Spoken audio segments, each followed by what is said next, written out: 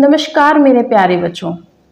हम आज पढ़ रहे हैं कक्षा 6 का सेकंड पार्ट, जो सामाजिक अध्ययन की पुस्तक में से है, विविधता एवं भेदभाव। पिछले पाठ में आपने विविधता के बारे में पढ़ा। कई बार जो लोग दूसरों से अलग होते हैं उन्हें चिढ़ाया जाता है, उनका मजाक उड़ाया जाता है या फिर उन्हें कई गतिविधियों या समूहों में शामिल नहीं किया जाता। अगर हमारे दोस्त या दूसरे लोग हमारे साथ ऐसा व्यवहार करें तो हमें दुख होता है, गुस्सा आता है और हम असहाय महसूस करते हैं। क्या आपने कभी सोचा है कि ऐसा क्यों होता है? इस पाठ में हम यह समझने की कोशिश करेंगे कि ऐसे अनुभव हमारे समाज से और हमारे आसपास मौजूद असमानताओं से कैसे जुड़े हुए हैं। आइए पाठ को पढ़ना शुरू करते हैं। पाठ का नाम है विविधता एवं भेदभाव। हम क्या हैं और हम कैसे हैं, यह कई चीज़ों पर निर्भर करता है। हम कैसे रहते हैं, कौन सी भाषाएं बोलते हैं, क्या खाते हैं, क्या पहनते हैं, कौन से खेल खेलते हैं और कौन से उत्सव मनाते हैं। इन सब पर हमारे रहने की जगह के भूगोल और उनके इतिहास का असर पड़ता है। अगर आप संक्षेप में ही निम्नलिखित बिंदुओं पर ध्यान दें तो भी ये अंदाज़ा लग जाएगा कि भारत कितनी विविधताओं वाला देश है। संसार में 8 मुख्य धर्म हैं। भारत में उन 8 धर्मों के अनुयायी यानी मानने वाले रहते हैं।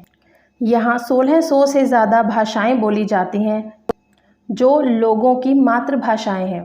यहाँ 100 से भी ज़्यादा तरह के नृत्य किए जाते हैं। यह विविधता हमेशा खुश होने का कारण नहीं बनती।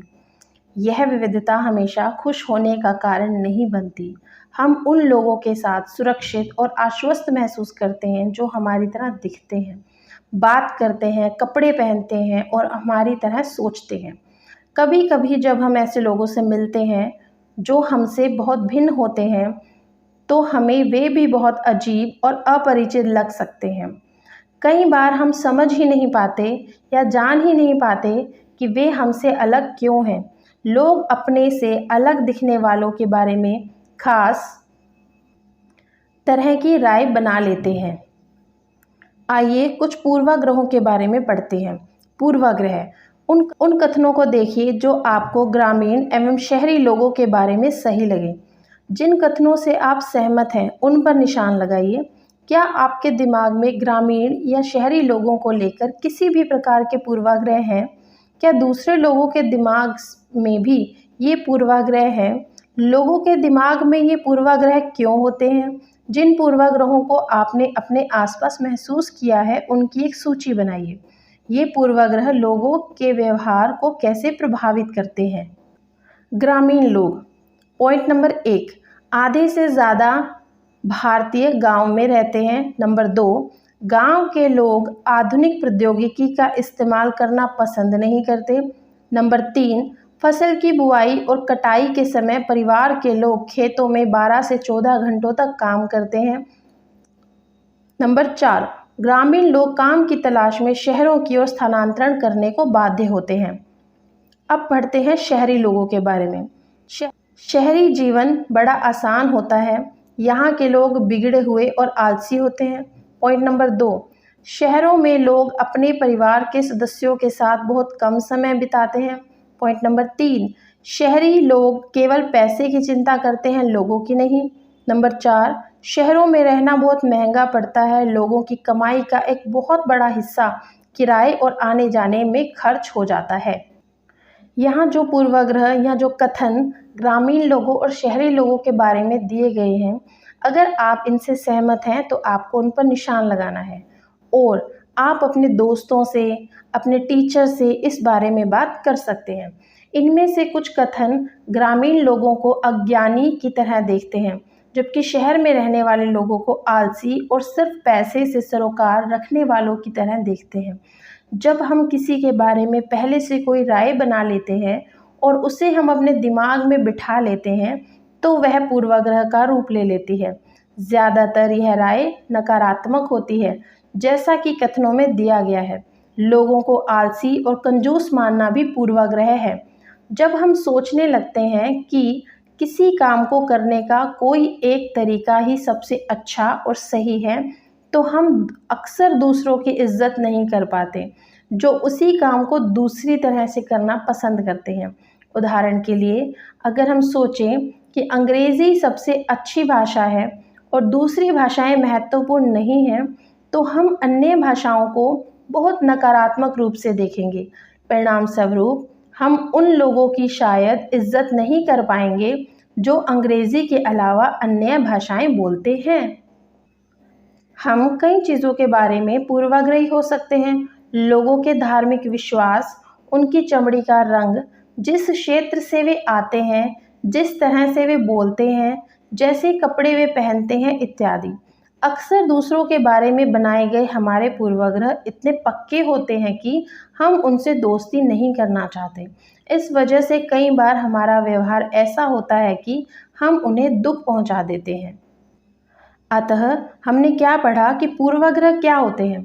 जब किसी को जाने बगैर, किसी को समझे बिना हम उनके बारे में धारणाएं बनाते हैं, तब हम उनके बारे में जो सोचते हैं हमें वही सही लगता है। जैसे लोगों के धार्मिक विश्वास, उनकी चमड़ी का रंग, जिस क्षेत्र से वे आते हैं, इस तरह से बनाए गए पूर्वाग्रह हमारे इतने पक्के हो जाते हैं कि हम उनके साथ उठना बैठना, उन्हें पसंद करना, उनसे दोस्ती करना पसंद नहीं करते, जिसकी वजह से हमारा व्यवहार उनके लिए दुख का कारण बन जाता है। आइए अब पढ़ते हैं लड़के और लड़की में भेदभाव। समाज में लड़के और लड़कियों में कई तरह से भेदभाव किया जाता है। हम सभी इस भेदभाव से परिचित हैं। एक लड़का या लड़की होने का अर्थ क्या होता है? आप में से कई लोग कहेंगे, हम लड़के या लड़की की तरह जन्म लेते हैं, यह तो ऐसे ही होता है, इसमें सोचने वाली क्या बात है? आइए देखें कि क्या सच्चाई यही है। आइए हम कुछ कथनों को पढ़ते हैं। नीचे दिए गए कथनों की सूची में से तालिका को भरिए, अपने उत्तर के कारणों पर चर्चा कीजिए। वे बहुत ही सुशील है, उनका बात करने का तरीका बड़ा सौम्य और मधुर है। वे शारीरिक रूप से बलिष्ठ हैं, वे शरारती हैं, वे नृत्य करने और चित्रकारी में निपुण हैं। वे रोते नहीं, वे उद्यमी हैं, वे खेल में निपुण हैं, वे खाना पकाने में निपुण हैं, वे भावुक हैं। इन वाक्यों में से जो आपको कथन दिए गए हैं, इन कथनों में से आपको जो कथन लगता है कि लड़के के लिए हैं, आपको लड़के की सूची में लिखना है, और जो लगता है कि लड़की के लिए हैं, उन्हें आप लड़की की सूची में रखिए और देखिए और इन आपके दिए हुए उत्तरों पर चर्चा कीजिए। यहाँ पर चित्र में एक बच्चा बात कर रहा है। देखिए कि ये बच्चा क्या बात करता है। लोग तरह तरह की बातें करते हैं। मैं लंगड़ाता हूँ, मेरी बोली लड़खड़ाती है। इसके अलावा और भी बहुत कुछ। कभी मैं उदास हो जाता हूँ तो कभी दुखी। लोग मेरा मजाक उड़ाते हैं। यह नई बात नहीं। अगर तुम मेरी जगह होते तो क्या करते? आप सोचिए कि अगर आप इस बच्चे की जगह होते तो क्या करते। अब आप यहाँ पर एक चित्र देख रहे हैं जिसमें 3 बच्चे आपस में बात कर रहे हैं। वो क्या बात करते हैं? तुम दूसरों से कितनी अलग दिखती हो। तो मैं एक इंसान हूँ, मुझे शर्म आती है, घूरती आंखों से मैं छिप जाना चाहती हूँ। क्या उसका दिमाग सही है? सिर्फ इसलिए कि मेरे टांगे डगमगाती हैं, लोग सोचते हैं कि मेरा दिमाग भी डगमगाता है। ऊपर के चित्रों में जो बच्चे हैं उन्हें पहले विकलांग कहा जाता था।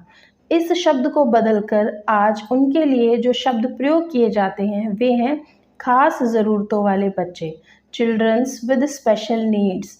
उनके बारे में लोगों के पूर्वाग्रहों को यहाँ बड़े अक्षरों में दिखाया गया है। साथ में उनकी अपनी भावनाएं और विचार भी दिए गए हैं कि लोग उनके बारे में क्या सोचते हैं, यह भी दिखाया गया है। जैसे यहाँ पर लिखा है, क्या उसका दिमाग सही है? और ऊपर के चित्र में लिखा है कि तुम दूसरों से कितनी अलग दिखती हो, क्योंकि वो बच्ची एक व्हीलचेयर पर है। इसी के साथ लोग यह कहते हैं, लोग अलग अलग तरह की बातें करते हैं। तो ये बच्चा जो अपने बारे में सोचता है वो यहाँ पर हमें पढ़ने को मिला। आपकी राय में क्या खास ज़रूरतों वाले बच्चों को सामान्य स्कूल में पढ़ना चाहिए या उनके लिए अलग स्कूल होने चाहिए? अपने जवाब के पक्ष में तर्क दीजिए। तो आज हमने विविधता और भेदभाव के बारे में पढ़ा कि हम सब अलग अलग हैं। हम अलग भाषाएं बोलते हैं, अलग तरीके का खाना खाते हैं, अलग कपड़े पहनते हैं, हम सोचते भी अलग अलग हैं, परंतु यह विविधता हमारे बीच में भेदभाव का कारण नहीं बनना चाहिए। हम सब एक हैं। हम सभी को एक दूसरे की भावनाओं का सम्मान करना चाहिए और आपको अपने स्कूल में अपने दोस्तों की भावनाओं की रिस्पेक्ट करनी चाहिए, यानी कि उनकी इज्जत करनी चाहिए। अगला भाग हम पढ़ेंगे कल। धन्यवाद।